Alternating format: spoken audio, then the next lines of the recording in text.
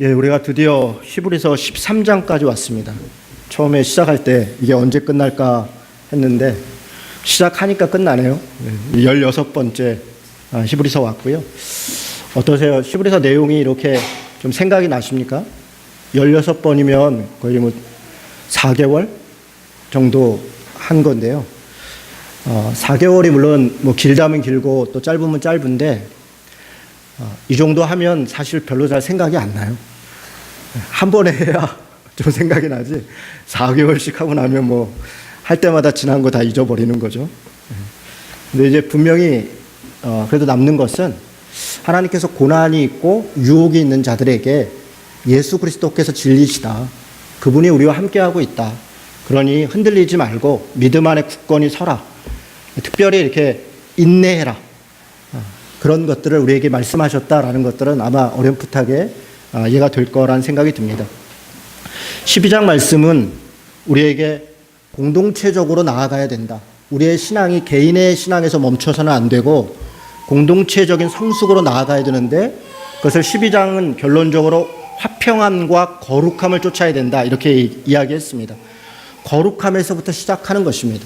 우리 스스로도 거룩해야 되고 공동체도 거룩해야 되고 거룩해야 된다는 것 예배 잘 드려야 되고 또 우리가 경건해야 된다. 물론 그 말 안에 다 포함되어 있지만 외식을 이야기하는 것이 아닙니다. 내용적인 거룩함을 이야기하는 것입니다. 그런 거룩함 속에서 진정한 평화가 있다. 우리가 평화와 거룩으로 나아갈 때 그것이 공동체의 성숙이고 그것이 하나님의 나라를 향한 길이다라는 것을 12장이 이야기했습니다. 특별히 12장 마지막에 주님이 재림하실 때 모든 것이 변화할 것이다. 우리가 이 땅 가운데서 정말 이렇게 선을 행하고 참고 때로는 인내하고 때로는 어떤 옳은 것들을 위해서 일하는 것들이 쓸데없고 다 없어질 것이 아니다. 변화할 것이다. 흔들리는 것은 흔들릴 것이지만 그러나 흔들리지 않는 것들이 있다. 변화하지 않는 것들이 있다. 그래서 우리에게 끝까지 인내를 가지고 우리에게 주어져 있는 길들을 가라. 그렇게 말씀하시는 게 12장의 이야기였습니다. 공동체의 성숙함과 관련돼서 13장은 이제 마무리를 하고 있습니다. 사실 히브리서 전체를 마무리하면서 마지막으로 다시 한번 권면하는 내용입니다. 10절부터 한번 보겠습니다. 10절부터 16절 우리가 방금 찬양한 것까지 결론적으로 이야기해서 진짜 참된 예배자로 참된 제사로 나아가야 된다라고 권면하는 것이 히브리서의 내용입니다. 왜 참된 제사를 이야기합니까? 당시의 유대인들 또 당시에 하나님을 믿었던 구약의 백성들의 그 전통 가운데 있었던 자들에게 가장 중요한 것은 제사 행위였습니다. 어떻게 제사 드리는가? 누가 제사하는가? 제사장이 누구이냐? 제물이 무엇이냐? 언제 제사하냐? 그런 형식, 그런 내용, 그런 어떤 것들이 그들에게 있어서 가장 중요했습니다. 왜냐하면 그들 스스로가 하나님 앞에 나아가지 못하였고 누구를 대신하여서 그들은 자신의 죄를 고백해야 했고 그것을 통해서 사함을 받아야 했습니다. 그래서 누가 제사장이냐? 언제 제사하냐? 어떤 제물을 드리냐? 그런 것들이 중요했습니다. 그래서 바로 그런 관점으로 예수가 제사장이라는 것을 인정할 수 없었고 신자들 스스로가 하나님을 만난다는 것을 인정할 수 없었던 것입니다. 그래서 참된 제사가 무엇이냐? 바로 그 관점으로 너가 참된 믿음이 있느냐? 참된 신앙이 있느냐? 아니냐? 그것을 판단하고 그것으로 정죄했습니다. 그런 정죄함을 받고 많은 신앙인들이 흔들렸습니다. 유혹도 당했고 또 이런저런 고통이 있을 때 내가 눈 한번 감으면 나도 원래 유대인인데 나도 원래 신앙인이었는데 내가 왜 이런 수모를 당해? 내가 왜 이런 고난을 당해? 라고 하는 마음을 충분히 가질 수 있었습니다. 그래서 이야기하는 것입니다. 참된 제사가 무엇이냐? 참된 제사가 무엇인가를 바르게 알아야 우리가 참된 제사를 드릴 것이고 참된 신앙인으로 하나님 앞에 설 수 있는 것이기 때문에 그렇습니다. 그래서 오늘 마지막으로 참된 제사 무엇인가 이야기합니다. 10절에 보니까 우리에게 제단이 있는데 장막에서 섬기는 자들이 그 제단에서 먹을 권한이 없었다. 여러분 이게 무슨 얘기입니까? 우리가 레위기도 알고 구약을 아는 분들은 제사 지내고 난 다음에 그 제물 가지고 제사장도 먹었고 다 먹었는데 왜 권한이 없다고 이야기합니까?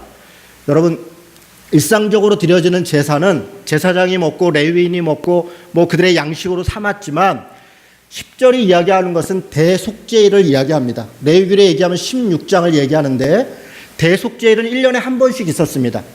그날은 1년 안에 있었던 모든 죄악들을 대제사장이 하나님 앞에 제물을 드리고 성소에서만 제사를 지내는 게 아니라 지성소까지 들어가서 완전히 1년을 정리하는 그런 날입니다. 그래서 대속죄일이라고 그랬습니다. 그날 드려지는 제물은 제사장이 먹지 않았습니다.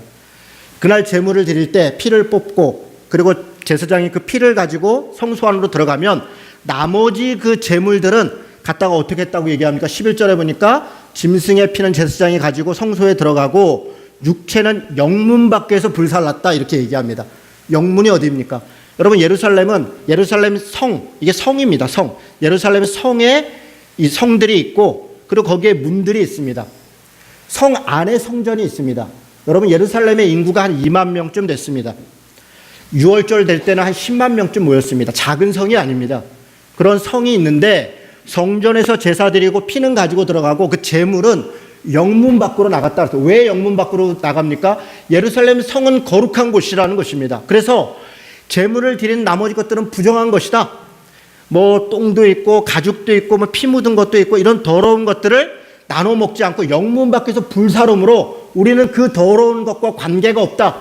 그 영문 밖이 어디였습니까? 여러분 영문 밖은 흰놈 골짜기를 얘기합니다. 예루살렘 성 밖에 있는 골짜기입니다. 그 흰놈 골짜기에는 그 예루살렘에서 사는 2만 명의 사람들이 쏟아내는 쓰레기들이 가서 불태워지는 곳입니다. 쓰레기만 불태워지는 게 아닙니다. 죽은 시체들, 당시에 돈 있고 힘 있는 사람들은 죽으면 돌무덤에다 묻었습니다.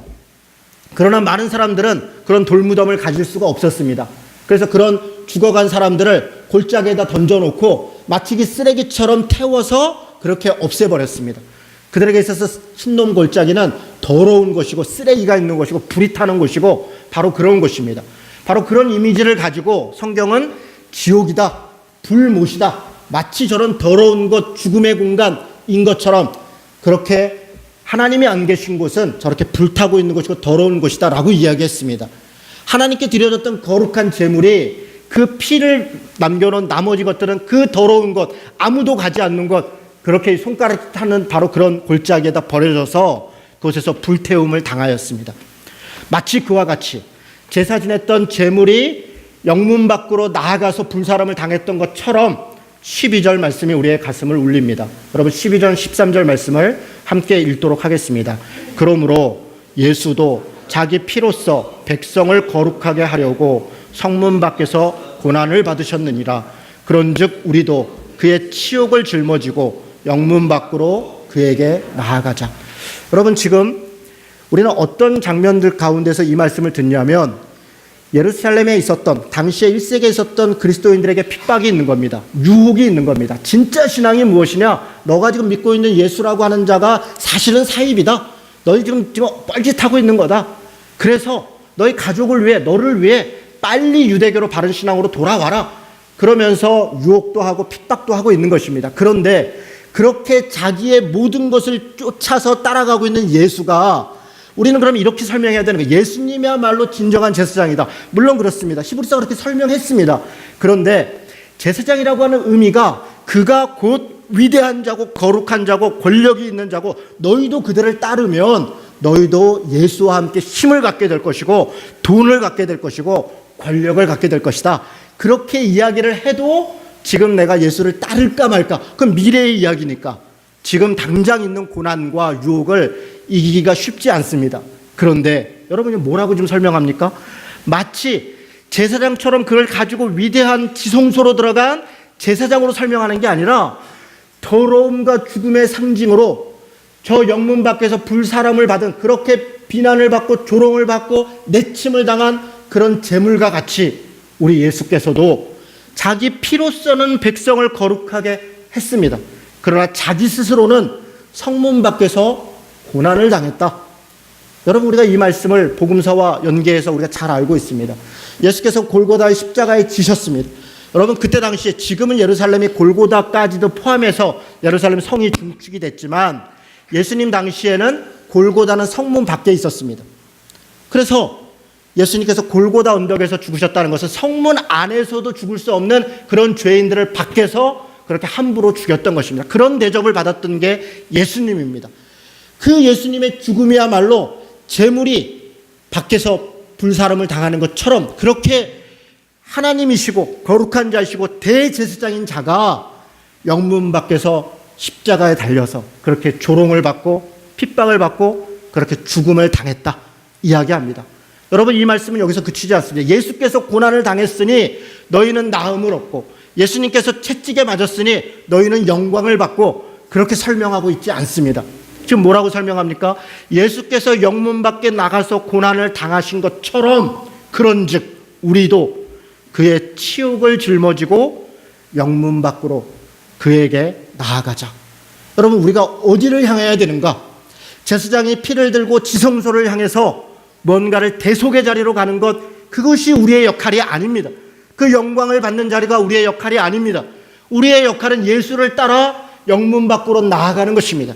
예수께서 받았던 치욕, 그 조롱, 그 핍박, 그 죽음, 그것이 우리가 따라야 될 것이다 라고 이야기하는 것입니다. 여러분, 1세기에 조롱과 핍박을 받았던 신자들이 이 말씀을 듣고 위로가 되었겠습니까? 어떻습니까, 여러분? 위로가 되었을까요? 여러분, 너무 놀랍게도 이 말씀을 듣고 그들은 위로를 받습니다.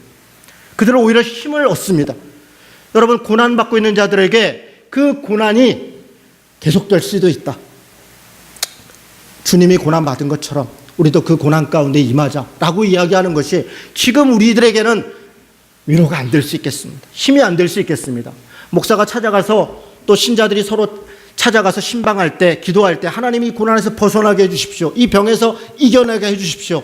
더 잘 되게 해주십시오 라고 기도할 때 우리는 어쩌면 위로를 받을지 모르겠습니다. 물론 우리가 그렇게 기도해야 됩니다. 하나님의 뜻이 어디에 있는지 모르죠. 우리는 인간이니까 하나님께 간구해야 합니다.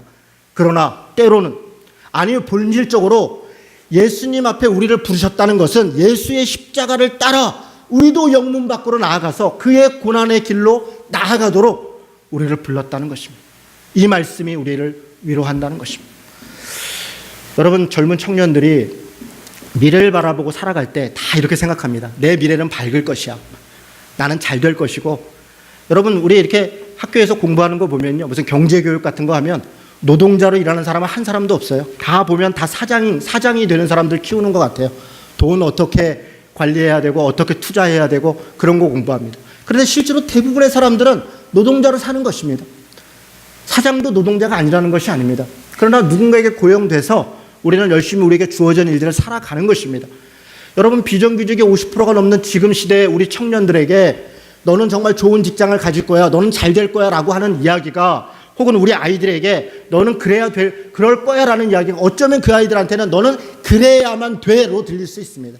사실 현실은 그렇지 않은데 그래야만 돼, 그것이 그들을 판단하는 것이고 그들에게 어떤 무거운 짐을 주게 되는 것일 수도 모르겠습니다. 그것이 현실이기 때문에 그렇습니다.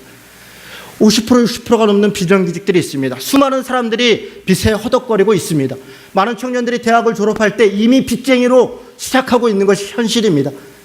여러분, 이런 현실 속에서 그것을 벗어날 수 있어. 예수 믿는 사람은 하나님 안에 은혜가 있기 때문에, 능력이 있기 때문에 우리는 잘 될 거야 라고 하는 말이 정말 위로가 될 것인가? 여러분, 저는 그렇게 생각하지 않습니다. 저 스스로도 크게 달라질 거라 생각하지 않습니다. 저희 아이들의 삶도 그래 크게 달라지리라 기대하지 않습니다. 문제는 이 현실 속에서 우리가 어떻게 살아갈 것인가? 무엇을 바라보고 살 것인가? 밖에 있는 환경과 상황과 여건에 연연하여 나 스스로를 계속 핍박하고 나 스스로를 계속 자책하고 내가 능력이 없어서, 내가 실력이 없어서, 내가 모자라서, 내가 믿음이 없어서 나는 요 모양 요 꼴로 살아라고 자기를 자책하지 않도록 해야 합니다. 그들의 죄가 아닙니다. 그들의 잘못이 아닙니다.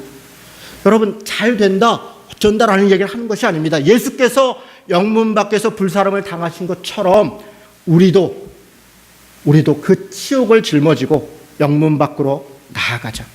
무엇을 이야기합니까? 이 땅에서 비록 우리는 십자가의 길을 가겠으나 그러나 우리가 여기에는 영구한 도성이 없으므로 장차 올 것을 바라보고 있다. 영원한 하나님 나라가 우리 앞에 있다. 영원한 하나님 나라가 있다라고 하는 것입니다. 바로 그 지점이 우리의 믿음입니다.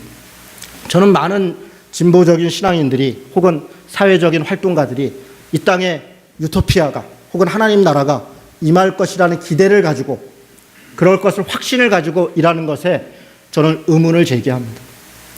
너무나 안타깝게도 우리가 살아가는 동안 혹은 인류가 존재하는 동안 세상은 더 좋아지지 않는다는 것이 성경의 가르침입니다. 인간은 더 부패할 것입니다. 세상은 더 타락할 것입니다. 세상이 타락한다는 것, 인간이 부패한다는 것이 무슨 의미입니까? 더 죄성이 강할 것이라는 것입니다. 그래서 누군가를 더 착취할 것이고, 누군가가 더 손해를 보게 될 것이고, 빈익빈익빈은 더 심해질 것이고, 세상의 평화와 인권과 정의는 더 보장되기 어려운 상황들을 맞이하게 될 것이라는 겁니다. 그것은 다 인간의 죄악의 결과입니다. 너무 안타깝게도 이 세상이 더 좋아질 겁니다. 우리가 열심히 해봅시다. 함께 합시다. 라는 말로 격려할 수가 없습니다. 현실은 그렇지 않습니다. 우리는 주님의 재림을 기다립니다. 단지 우리는 우리에게 주어진 일을 변화하지 않고 흔들리지 않는 그런 영원한 것이 있다는 믿음을 가지고 하나님이 우리에게 명령하신 것을 단지 수행할 뿐입니다. 무엇이 변하지 않는 것이고 무엇이 변화될 것인지를 우리는 잘 알지 못합니다. 우리는 하나님의 자녀로 주님의 제자로 부르심을 받은 자들로서 우리 각자에게 주어져 있는 삶의 자리에서 그저 최선을 다할 뿐입니다. 그렇습니다. 그 이상도 그 이하도 아닙니다. 주님의 영원한 하나님 나라를 바라보는 것, 오히려 그것이 저는 이 땅에서 우리에게 닥쳐져 있는 현실적 고난을, 고통을, 불합리함을 혹은 이런저런 부당한 것을 이겨낸다는 게 그냥 참고만 있자는 것이 아닙니다. 불의에 저항할 수 있는 그런 힘과 용기와 믿음을 우리에게 준다라고 저는 그렇게 믿습니다.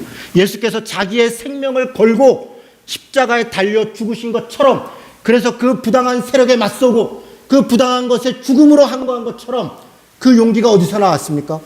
바로 예수님의 믿음에서 나온 것입니다. 영원한 하나님 나라를 바라보는 믿음에서 예수께서 십자가에 달려 불사람을 당하신 것처럼 우리도 그런 믿음으로 나아갈 수 있을 것이다. 오히려 그것을 우리에게 위로의 말씀으로 주시는 것입니다. 여러분, 참된 제사에 대하여 두 가지를, 사실은 한 가지를 두 가지인 것처럼 이야기하는 것이 15절과 16절입니다. 그러므로 우리는 예수께로 말미암아 항상 찬송의 제사를 하나님께 드리자. 이는 그 이름을 증언하는 입술의 열매니라. 여러분, 참 뜬금없는 이야기입니다. 여러분, 이 말씀이 그대로 잘 이해가 되십니까? 저는 이 말씀 읽을 때 참 뜬금없다는 생각이 들어요. 왜요? 앞에 지금 뭐라고 얘기합니까?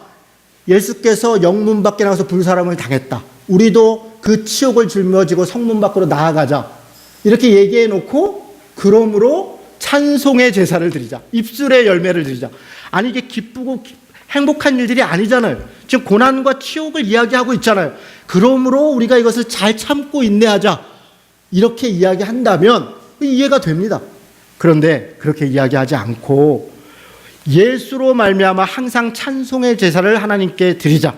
이는 그 이름을 증언하는 입술의 열매니라. 참 뜬금없는 이야기를 합니다. 왜 이런 고백이 가능합니까? 그것이 아까 이야기했던 14절의 말씀 때문에 그렇습니다.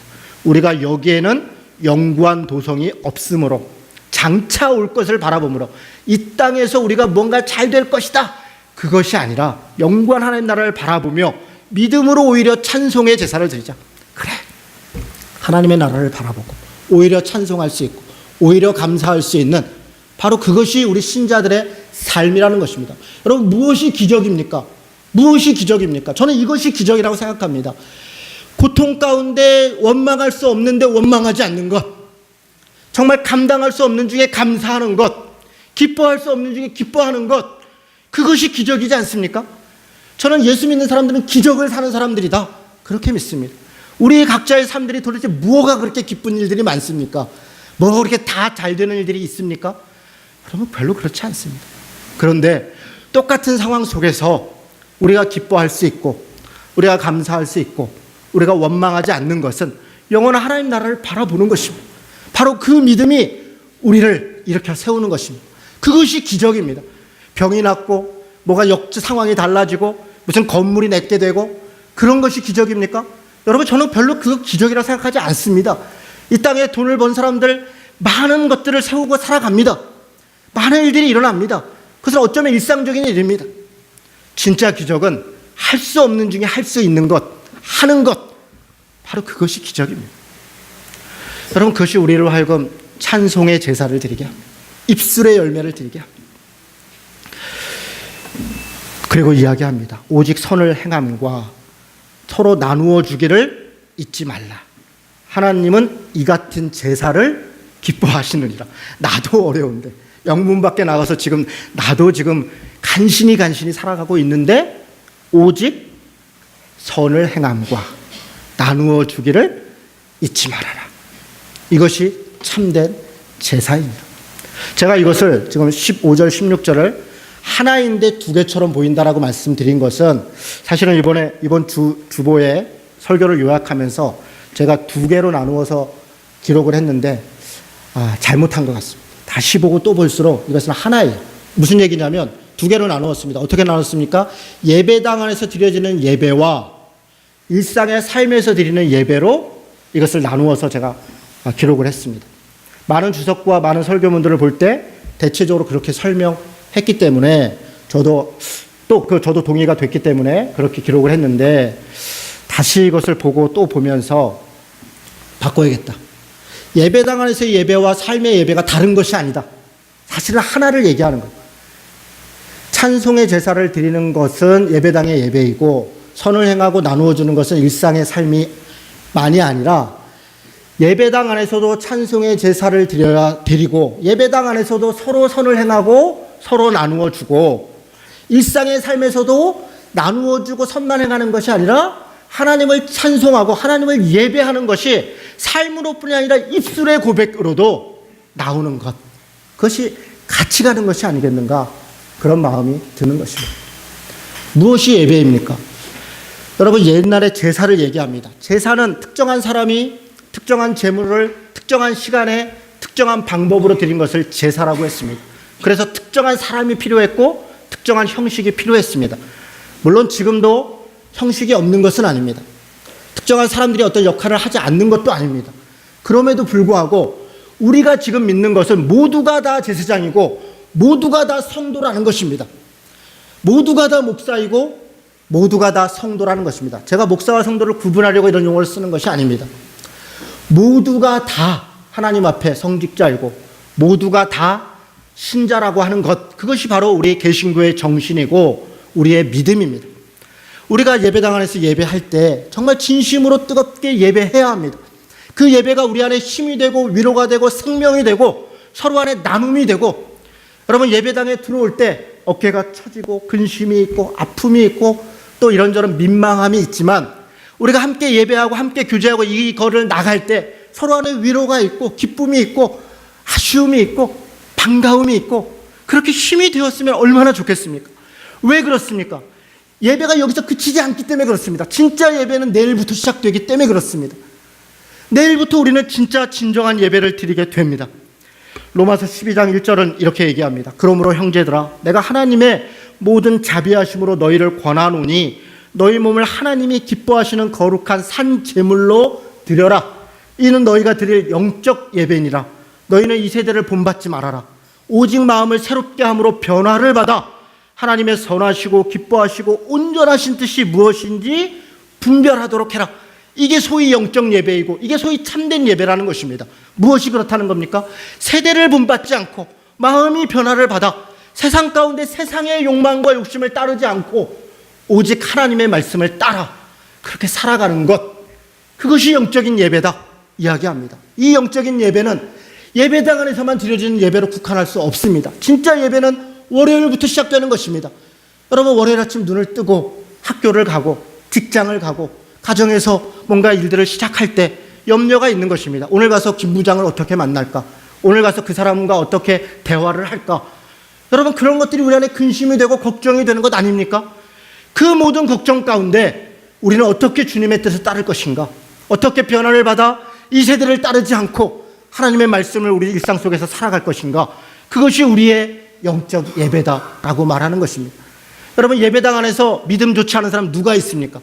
여러분 한번 주위를 둘러보십시오. 여기서 다 얼굴이 선하잖아요. 다 웃고 있잖아요. 근심 하나도 없는 것 같잖아요. 다른 사람 부부를 보면 저 부부는 정말 걱정도 없고 사랑하고 어쩜 저렇게 믿음의 가정인 거 같잖아요. 어떻게 저 사람은 저렇게 하나님의 은혜가 있을까 싶잖아요. 그런데 여러분 너무나 놀랍게도 한 사람 한 사람 대화를 해보면 여러분 스스로 다 나만큼 고통스러워봐. 네가 그런 말이 나오나? 이런 말을 막 하고 싶잖아요. 그렇습니다. 여러분, 저도 그렇습니다. 목사라고 늘 행복하고 즐겁고 믿음으로 삽니까? 저도 죽겠어요. 힘든 게 많습니다. 우리 각자가 감당해야 될 몫이 있는 것입니다. 그 몫을 네가 스스로 감당해서 그치는 것이 아니라 서로 붙들어주고 서로 위로하고 서로 격려하고 말씀으로 서로 힘이 되고, 그게 교회이고 그게 예배이고 그게 참된 제사가 아니겠습니까?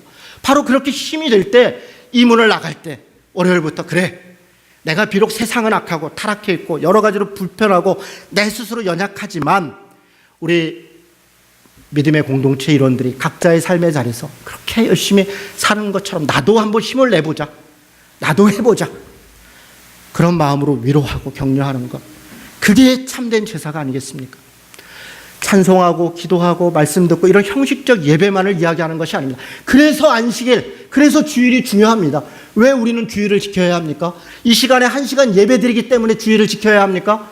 여러분, 그렇다면 저는 그냥 인터넷으로 예배 드리는 것으로 만족할 수 있을 것 같습니다. 왜 인터넷으로 예배 드리는 건 예배가 아니고 예배당 안에서 이렇게 예배 드리는 것만 예배입니까? 더군다나 개신교회에서. 제가 왜 더군다나 개신교회라고 얘기합니까? 가톨릭은 미사에 참여하지, 그러니까 이 성찬에 참여하는 것과 신부의 축도를 받는 것이, 그게 예배의 굉장히 중요한 내용입니다. 그걸 받지 않으면 예배를 받지 않은 것입니다. 그러나 개신교회는 목사의 축도가, 이 애찬을 참여하는 게 이게 꼭 중요한 것이 아닙니다. 우리는 의미를 얘기하는 것이지 변화된 뭔가 여기에 하나님이 임하신다 그렇게 이야기하지 않지 않습니까? 더군다나 개신교회가 필요하면 헌금하고 필요하면 좋은 데 보내면 되는 것이지. 그런데 왜 우리는 모입니까? 이 1시간 드려지는 예배에 모든 것이 다 있는 것이 아니기 때문에 그렇습니다.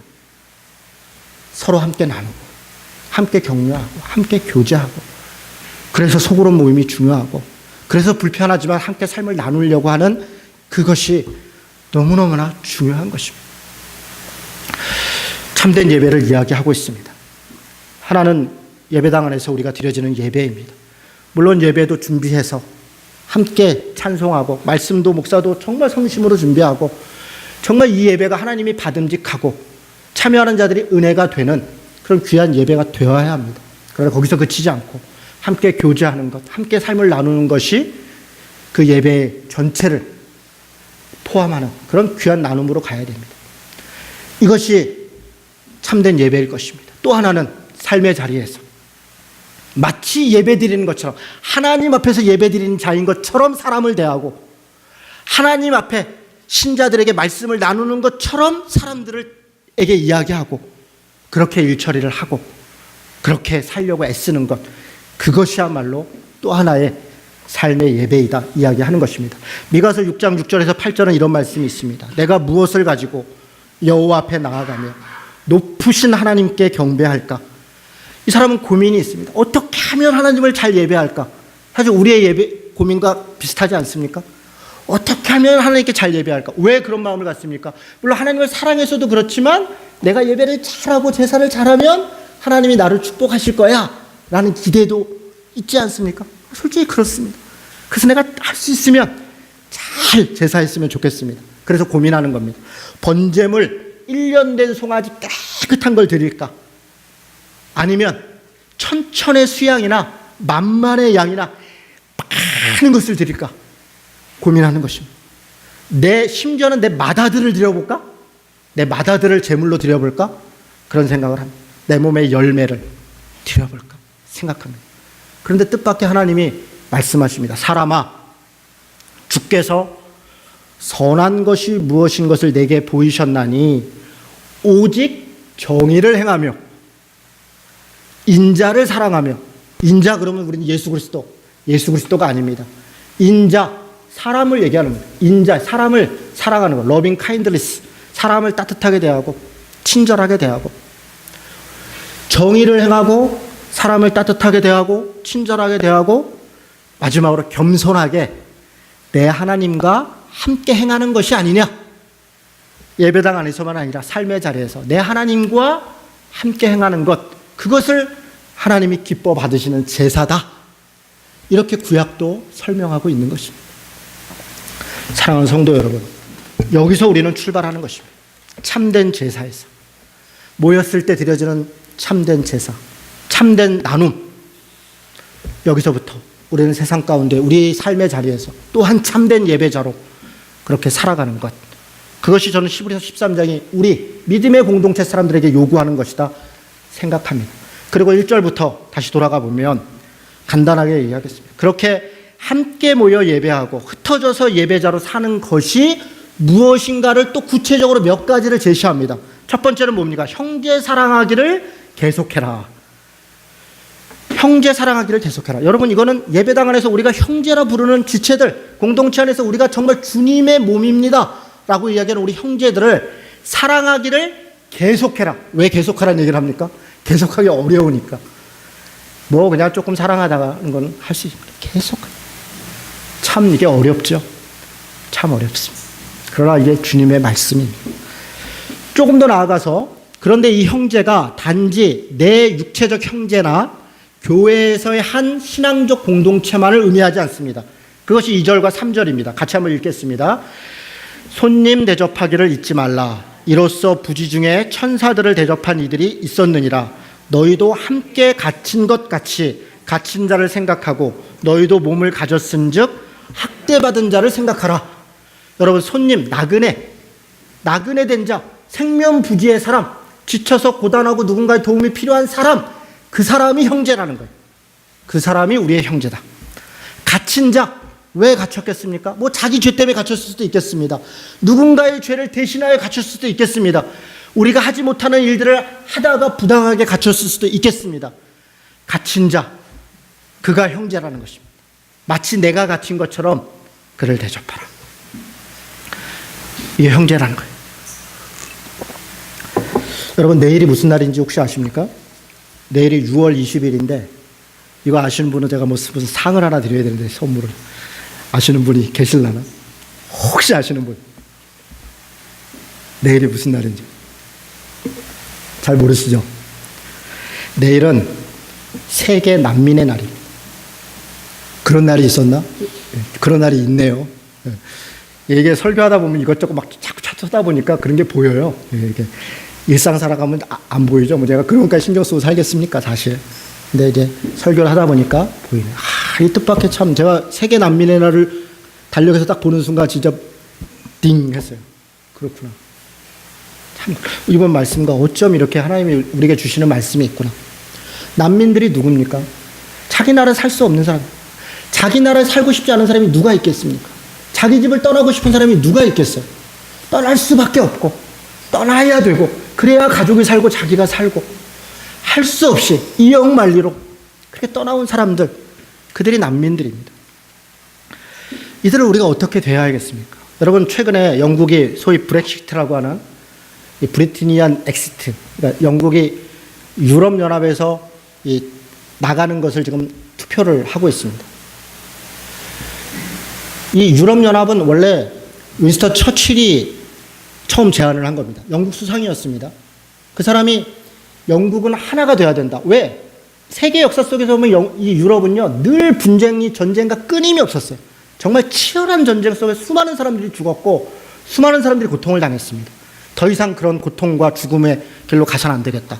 윈스턴 처칠이라는 분이 유럽이 하나가 돼서 평화를 이루고 경제공동체를 이루고 그렇게 살아가야 되지 않겠는가, 이런 이상을 이야기했습니다. 정말 뭐 기적적인 일들이 벌어져서 유럽연합이 만들어졌습니다. 그런데 유럽연합이 만들어진 다음에 그걸 가장 반대한 사람이 마가렛 대처입니다. 마가렛 대처는 영국의 부흥을, 경제적 부흥을 이끌었지만, 그러나 그가 영국만을 위한 수상으로 남은 사람이죠. 그래서 수많은 사람들을 핍박하면서 영국의 부를 일으켰습니다. 그리고선 유럽연합을 탈퇴해야 된다, 엄청난 주장을 했습니다. 국민투표까지 했지만 부결됐습니다. 남았습니다. 최근에 다시 영국이 국민투표를 통해서 탈퇴해야 된다는 주장이 나옵니다. 왜 그런 주장이 나옵니까? 영국의 외부에 있는 난민들이 유럽연합이 지금 난민들을 받아들이고, 특히 독일을 중심으로 해서 시리아 난민서부터 여러 난민들을 받아들이니까 자기들이 감당하지, 영국 사람도 먹기 살기 어려운데 다른 사람들에서 우리 일자리 뺏고 우리가 위험하다. 여러분, 이 말을 들으면 영국이 굉장히 위험한 줄 압니다. 영국은 세계에서 5위의 경제대국입니다. 4위의 군사대국이에요. 이런 나라가 자기 인구의 10% 정도 가까이 난민들이 들어와서 그것도 국민으로 보호받는 것이 원래 영국인들에게 손해가 된다고 해서 유럽을 탈퇴해야 된다는 선거를 하는 것입니다. 뭐 그분들의 고민이 있겠죠. 멀리 떨어지는 제 입장에서는 참 동의가 안 되는 아쉬운 그런 결정입니다. 영국의 그런 모습은 우리나라는 어떻습니까? 제가 긴 얘기 드리지는 않겠습니다. 시리아, IS에 의한 수많은 사람들이 엄청난 난민들이 벌어질 때 우리는 저 멀리 있는 사람들이니까 이렇게 얘기합니다. 왜 독일이 안 받고 왜 뭐 그 벽을 세우고 왜 유럽이 그럴까? 우리는 그리스도인으로서 그냥 입에 바른 소리를 했습니다. 그런데 뜻밖의 일이 벌어졌습니다. 시리아에서 28명의 난민이 작년 11월 달에 대한민국에 들어왔습니다. 태국을 거치고 중국을 거치고 가는 곳마다 쫓겨나서 할 수 없이 한국까지 정말 천신만고 끝에 왔어요. 그런데 우리나라에서 어떻게 한 줄 아십니까? 우리 아마 거의 대부분 모를 가능성이 높습니다. 작년 11월에 왔어요. 그런데 난민으로 받아들이지 못하는 건 고사하고 심사조차 아예 들여주지 못고 바로 비행기 타고 돌아가라. 그래서 그들이 못 돌아간다고 버티니까 인천 공항 2층에 그 송환실 대기실이 있어요. 요만한 공간입니다. 여기에 28명을 몰아놓고 무려 7개월 동안 씻을 곳도 없고 그런 사람한테 햄버거를 주고 담요 한 장 딸랑 주고 무려 7개월을 여기서 이렇게 살았다고. 이런 데서 28명의 사람들. 그런데 우리 언론의 방송에 단 한 줄도 나온 데가 거의 없을 정도로, 여러분이 모를 정도로 그런 일이 있었어요. 최근에 많은 변호사들이 그를 도우면서 접견권을 요청하고 뭐 이런저런 하다가 정말 너무 감사한 보도를 하나 봤습니다. 김동문 목사님, 우리 교회 와서도 한번 강의하신 적이 있는데, 김동문 선교사라고 요르단에도 있었고 10여 년 이상 중동에 계셨던 분입니다. 이분이 변호사들이 이제 아랍인들이잖아요. 시리아 사람들 만나는데 대화가 안 되니까 통역을 요청을 한 거예요. 김동문 선교사한테, 김동문 목사한테.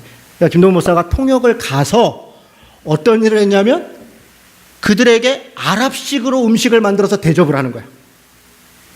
그들이 처음에는 주저하고 안 먹어요. 이게 무슨 일인가. 이 동네 와서 지금 쫓겨날까 말까 하는데 아랍식으로 음식을, 지금은 라마단 기간입니다. 낮에는 안 먹고 저녁에만 먹는데 이분이 너무나 잘하니까 아랍식 음식을, 목사가 아랍식 음식을 만들어서 대접을 하니까 처음에 하나 먹고 두 개, 마음이 열린 거예요. 그들의 언어로 그들을 위로하고 그들을 돕는 거예요.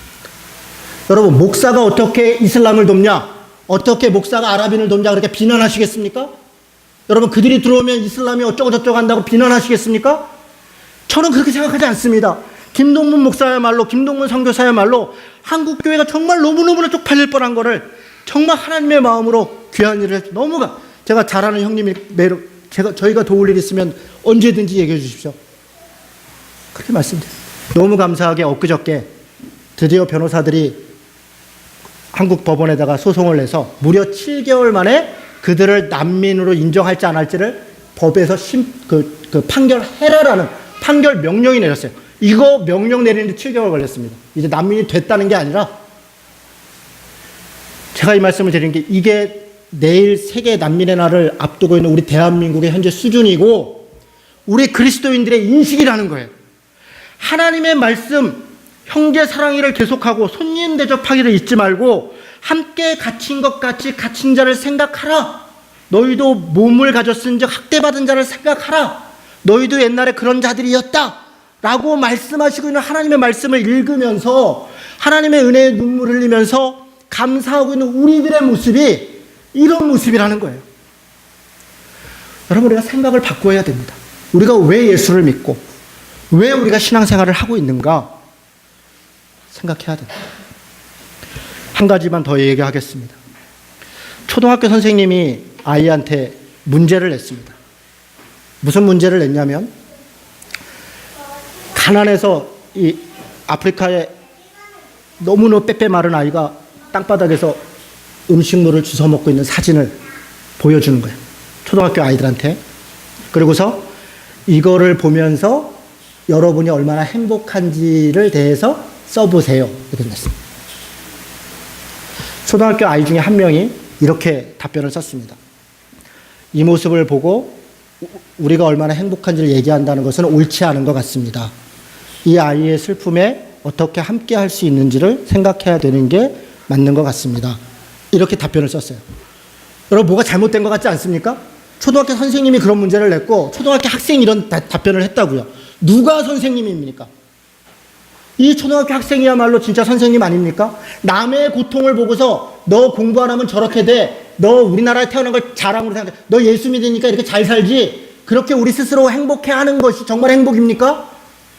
다른 사람의 고통을 우리가 주는 걸 어떻게 나눌까를 생각하도록 우리를 부르심을 받았는데 우리는 여전히 그것을 가지고 내가 대한민국에 태어났으니 내가 복음을 가졌으니 이런 인식을 갖는다면 하나님의 말씀에 순종하지 않는 것입니다. 아니요, 하나님의 말씀을 가지고 자기의 욕망을 투사하고 있는 우상 숭배를 하고 있는 것입니다. 그것은 예배당에서 예배를 하든 밖에서 삶을 살든 마찬가지입니다. 여러분, 참된 예배가 무엇입니까? 형제 사역이랑 하기를 계속해라. 나그네된 자를, 갇힌 자를 어떻게 함께 할 것인가를 고민해라. 이게 참된 예배라는 것입니다. 4절은 모든 사람은 결혼을 귀히 여겨라. 침소를 더럽히지 않게 해라. 음행하는 자들과 간음하는 자들을 하나님이 심판하시리라. 길게 얘기하지 않겠습니다. 가정이 곧 하나님의 예배의 장소입니다. 하나님의 예배의 장소는 가정입니다. 그렇다면 하나님이 우리 가정 가운데 있고 우리가 가정 안의 가족들이 하나님 앞에 거룩한 신자들이라면 지킬 걸 지켜야 됩니다. 말도 그렇고 삶도 그렇고 그렇습니다. 긴 말 하지 않아도 당연히 우리가 순종해야 될 말입니다. 여기에 무슨 논리를 갖고 진보적 무슨 가치를 갖고 신학적 무슨 이론을 대고 불륜이 무슨 순결하지 않은 게 꼭 하나님의 뜻이 네 아니네 이런 논쟁을 하는 자체는 다 쓰레기 같은 것입니다. 다 의미가 없는 것입니다. 하나님 앞에 있는 자들이 어찌 지킬 걸 지키지 않을 수 있습니까? 다 쓰레기 같은 얘기를 하는 것입니다. 자기의 욕망을 정당화해서는 안 되는 것입니다. 실수할 수 있고 잘못할 수 있을 때 당연히 하나님 앞에 용서를 구해야 하고 상대에게 죄를 고백하고 용서해야 되고 그것이 가정이고 그것이 참된 예배입니다. 5절은 돈을 사랑하지 말고 있는 바를 족한 줄 알라 이렇게 얘기합니다. 여러분, 이 말씀에 무슨 돈이 쓸데없다, 우린 돈 없이 산다 그런 얘기 한마디도 없습니다. 돈 당연히 필요하죠.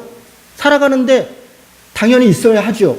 그러나 돈이 우리 인생의 목적이 돼서는 안 됩니다. 돈이 인생의 목적이 된다는 게 무엇입니까? 돈 때문에 사람을 해서는 안 되는 것입니다. 돈 때문에 누군가를 배반해서는 안 되는 것입니다. 돈 때문에 정의를 불신해서는 안 되는 것입니다. 돈이 목적이어서는 안 되는 것입니다. 있는 바를 족할 줄 아는 자는 돈이 유혹이 되지 않습니다. 세 끼 못 먹으면 두 끼 먹고 두 끼 못 먹으면 한 끼 먹으면 되는 것입니다. 옆에 30평 사는 사람, 40평 사는 사람을 부러워하면 그것이 욕심이 되지만 10평, 20평 살아도 나 스스로 참 감사하다 하면 조금도 유혹이 되지 않는 것입니다. 직장이, 돈이 하나님의 나라입니다. 거기서 참된 예배가 있습니다. 혹시 해서 하는 말이 주님이 우리를 도우신다. 우리가 자족할 때 우리 필요한 적절한 것들 주님이 주신다. 그 믿음을 가지고 살아가는 것입니다. 안 주시면 할 수 없는 것입니다. 할 수 없는 것입니다. 그것이 참된 예배이다 이야기하고 있습니다. 말씀을 정리하겠습니다. 사랑하는 성도 여러분, 무엇이 참된 예배입니까? 하나님 앞에 우리가 온전히 예배하는 것 정말 귀한 예배이고 주일에 우리가 신자들과 같이 교제하고 함께하는 것 정말 귀한 예배입니다. 거기서 그쳐서는 안 되겠습니다. 우리 삶의 자리까지 마치 주일날 예배하고 마치 신자들을 대하는 것처럼 그렇게 우리에게 주어진 일들을 감당하고 우리 주변에 있는 사람들을 대하는 것 그것이 참된 예배입니다. 히브리서는 바로 그렇게 그런 것이 회복될 때 미혹에 흔들리지 않고 핍박에 굴하지 않고 하나님 앞에 성숙한 공동체로 신앙으로 나아간다 라고 우리에게 말씀하시는 것입니다. 이 믿음으로 살아가는 신자 되시기를 주님의 이름으로 축원합니다. 아멘.